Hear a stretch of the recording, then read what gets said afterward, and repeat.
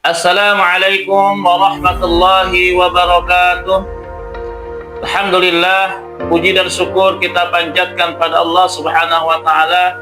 Salawat beriring salam semoga tetap tercurah kepada teladan terbaik kita Nabi Muhammad sallallahu alaihi wasallam. Para jamaah yang Allah muliakan, pada kesempatan kali ini di channel YouTube Syihabuddin Al-Islami, saya akan membawakan materi tahsin, melanjutkan materi tahsin sebelumnya. Materinya tentang sifat huruf yang memiliki lawan kata. Pada kesempatan kali ini saya akan melanjutkan kembali materi sifat huruf yang tidak memiliki lawan kata. Sebelum saya lanjutkan materi tersebut, silakan jangan lupa untuk tekan tombol subscribe, like, dan share. Semoga bermanfaat untuk keberlangsungan dakwah Islamiyah, dakwah Qur'aniyah, dan juga syiar Islam. Baiklah para jamaah yang Allah muliakan, kita lanjutkan kembali materi tentang sifat huruf. Sifat huruf yang tidak memiliki lawan kata itu ada 7 bagian. Yang pertama yaitu sifat huruf as-safir, yang artinya menurut bahasa artinya adalah suara yang mirip dengan burung. Ada juga suara yang mirip dengan angsa. Menurut istilah, yaitu tambahan suara yang keluar dari 2 bibir. Sifat huruf safir ini ada 3 huruf. Yang pertama ada huruf so, za, dan sa. So, za, dengan sa. Nah, 3 huruf ini memiliki tambahan suara karena keluar dari 2 bibir. Kalau so, suaranya seperti suara angsa. So. Kalau sa, za, ya tambahan suara seperti suara burung. Makanya disebut dengan as-safir. Yang kedua yaitu sifat huruf qalqalah, yang menurut bahasa artinya bergetar. Sedangkan menurut istilah adalah pengucapan huruf sukun yang disertai dengan getaran suara, sehingga terdengar suara makhraj yang kuat atau ketukan, atau istilahnya suaranya itu dipantulkan, ya. Sebagaimana kita ketahui, huruf qalqalah ini sangat masyhur di antara kita. Kalau kita menggunakan kalimat bahasa Indonesia, yaitu huruf-hurufnya terdiri dari kalimat atau kalimat seperti ini: baju di toko, ba, ja, ba, jim, dal, o, qaf. Cara bacanya ketika huruf mati, dia dipantulkan seperti ini: qul huwallahu ahad, qul a'udzu birabbil falaq. Tapi ketika huruf qalqalah itu ada di akhir ayat atau waqaf yang berharokat tasydid, maka ini bacanya dikuatkan, ya, dengan kuat. Contoh seperti bacaan kalimat yang saya contohkan seperti ini: watab bil haqqo al hajj. Nah, itu pantulannya lebih kuat. Dan ini materi yang pernah saya sampaikan pada materi nabr, yang termasuk dalam contoh nabr. Ini yang kedua. Yang ketiga, sifat huruf yang tidak memiliki lawan kata adalah al-layin, yang menurut bahasa artinya lembut.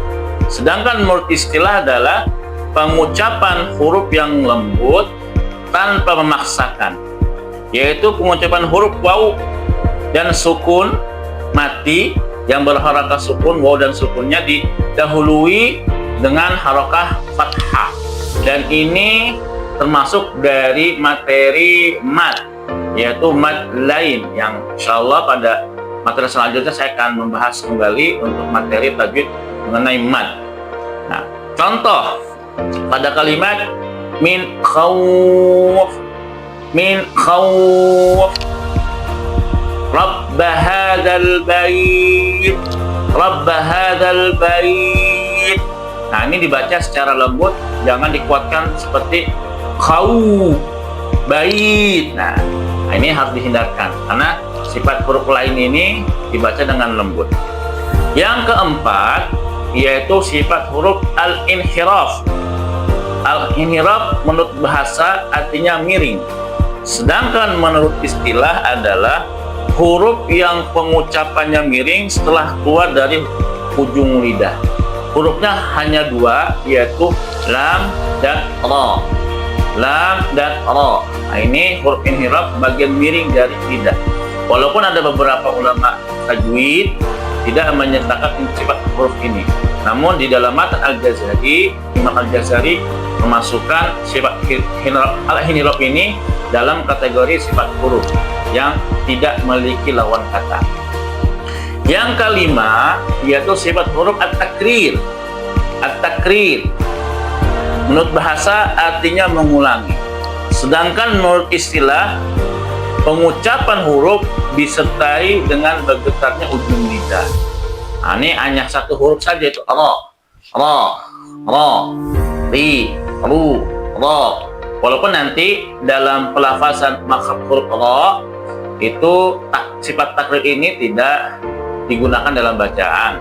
Nanti kita akan bahas pada materi makharijul huruf insyaallah. Yang keenam yaitu sifat huruf tafasyi. Apa itu tafasyi? Yaitu menyebar menurut bahasa, artinya menyebar.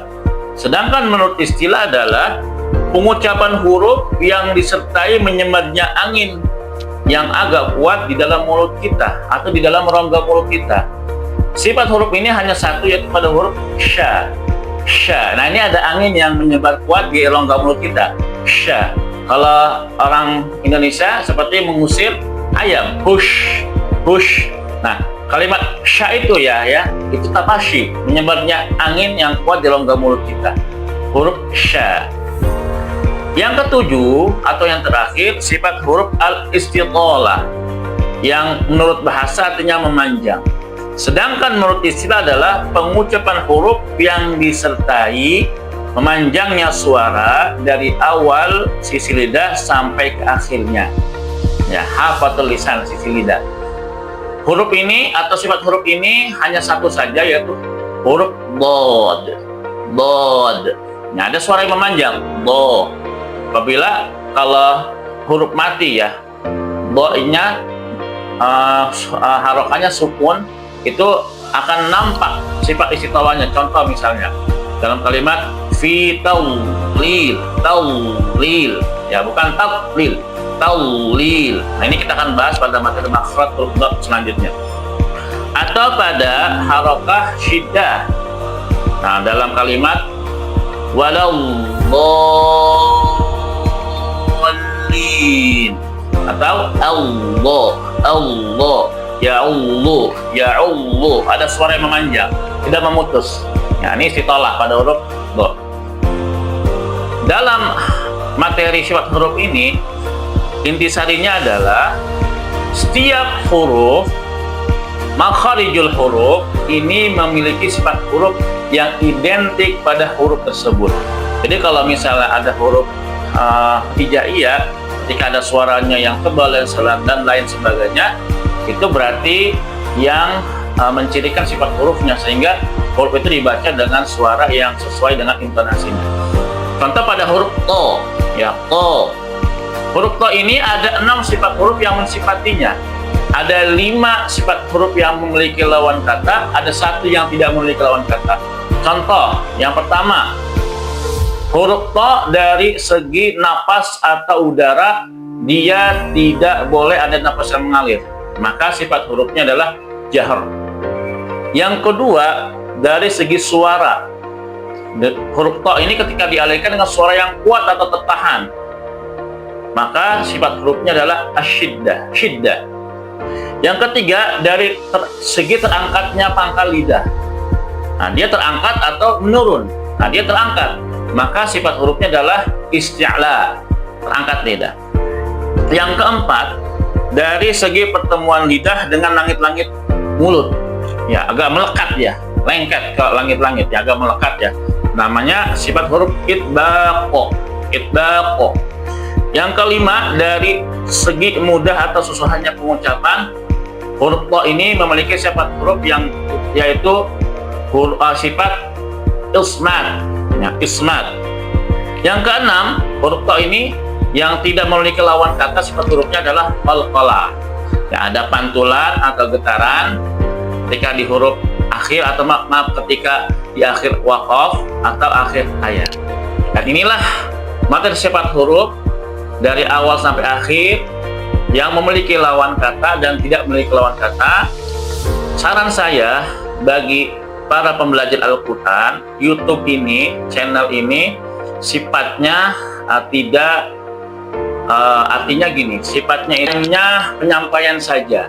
Jadi kalau kita ingin lebih paham lagi dalam belajar Al-Quran, yaitu kita harus datang ke guru-guru Al-Quran, ustadz-ustadz Al-Quran yang memiliki kompeten dalam ilmu Al-Quran. Jadi sifat YouTube ini ya hanya sekedar menambah wawasan saja. Kalau ingin bacaan kita lebih fasih, lebih afdol dalam melafazkannya, maka kita wajib belajar dengan guru-guru yang memiliki sanad Al-Quran yang bersambung dengan Rasulullah, yang memahami ilmu Al-Quran dengan baik, sehingga bacaan kita menjadi bacaan yang tartil. Dan bacaan tartil ini adalah perintah Allah langsung kepada kita semua. Semoga bermanfaat. Yang benar datang dari Allah Subhanahu wa Ta'ala, yang salah dari saya pribadi Al-Fakir. Aqulu qawli hadza, wassalamualaikum warahmatullahi wabarakatuh.